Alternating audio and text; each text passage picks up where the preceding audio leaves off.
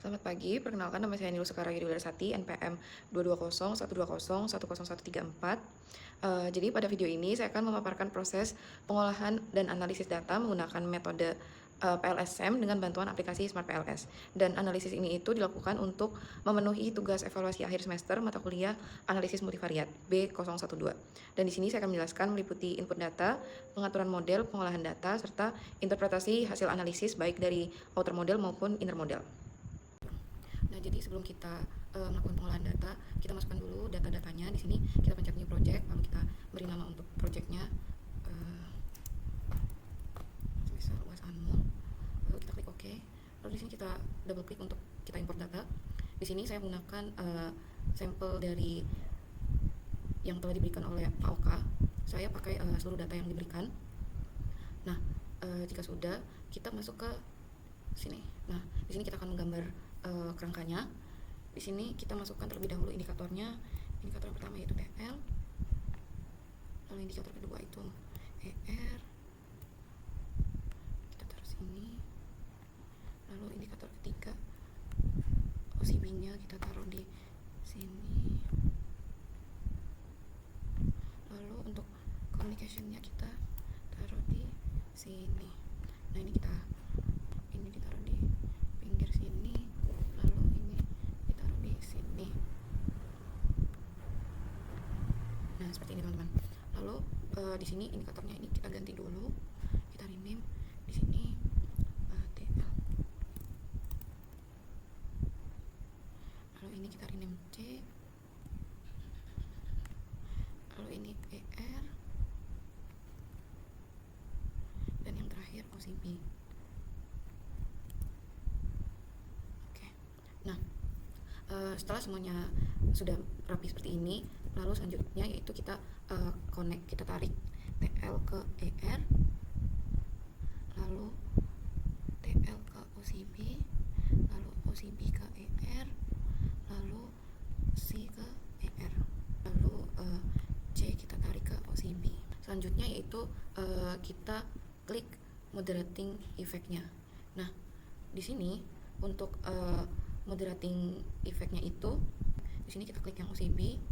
Untuk moderator variabelnya kita klik TL, dan untuk independent variabelnya kita klik C, dan untuk calculation methodnya kita menggunakan produk indikator. Terus kita klik OK.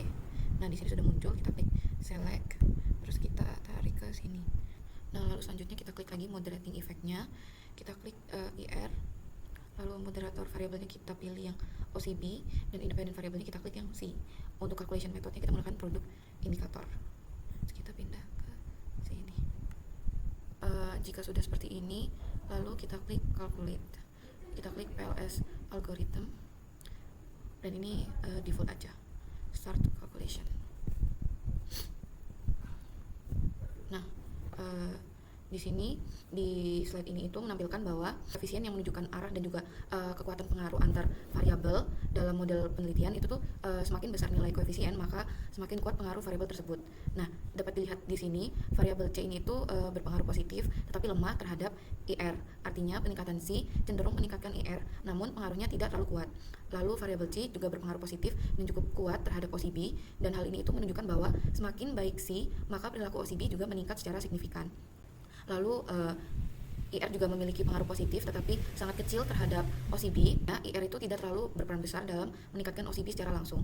Lalu interaksi antara OCB dan juga C terhadap IR menunjukkan pengaruh negatif dan juga lemah. Dan hal ini itu berarti C tidak memperkuat, bahkan cenderung melemahkan pengaruh OCB terhadap IR. Interaksi TL dan juga C memiliki pengaruh yang positif namun lemah terhadap IR. Dan ini itu menunjukkan bahwa C sedikit memperkuat pengaruh TL terhadap IR.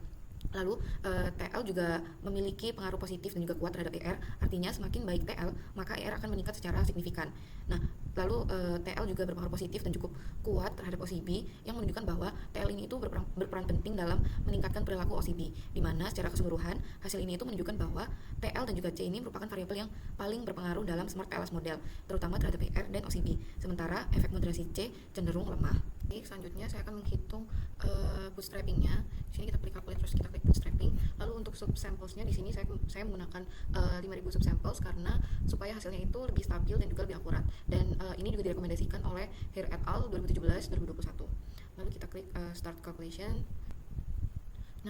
Jadi di slide ini itu menunjukkan hasil uji signifikasi hubungan antar variabel menggunakan metode bootstrapping. Nah, hubungan ini itu bisa dikatakan signifikan jika nilai p-values-nya itu kurang dari 0,05. Nah, di sini terlihat pengaruh C terhadap ER itu memiliki nilai koefisien sebesar 0,149 dengan p-values 0,067. Karena nilainya lebih besar dari 0,05, maka pengaruh ini itu tidak signifikan. Artinya C belum terbukti berpengaruh secara langsung terhadap ER.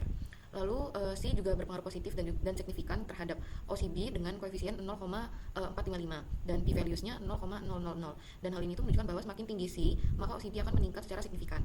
Nah, lalu pengaruh OCB terhadap ER memiliki koefisien sebesar 0,032 dengan p-values 0,637 sehingga ini itu tidak signifikan. Artinya OCB ini tidak berpengaruh langsung terhadap ER.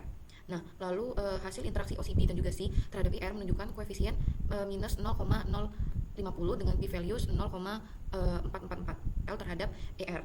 Lalu TL juga berpengaruh positif dan juga signifikan terhadap koefisien 0,471 dan p-values-nya 0,000. Ini itu menunjukkan bahwa TL merupakan faktor penting dalam meningkatkan ER.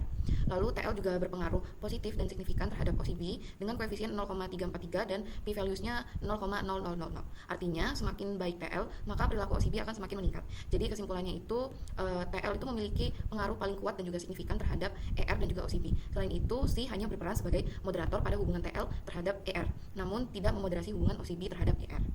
Lalu selanjutnya saya akan menjelaskan untuk outer dan juga inner modelnya. Nah, untuk outer modelnya di sini kita menggunakan PLS algorithm, di mana outer model ini itu menjelaskan seberapa baik indikator mengukur variabel laten dilihat dari validitas dan juga reliabilitasnya.